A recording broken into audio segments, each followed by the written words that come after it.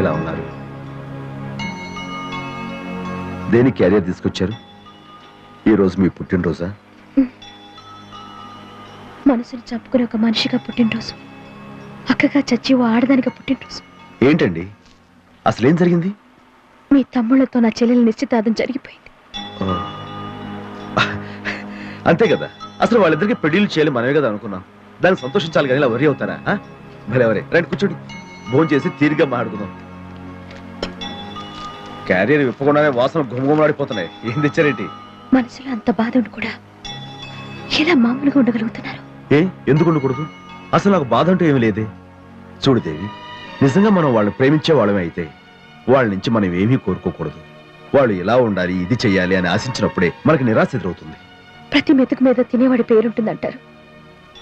మన పేరు మీద ఉన్న ప్రతి మెతుకుని ముద్దుగా చేసి వాళ్ళ నోటికి అందించామే.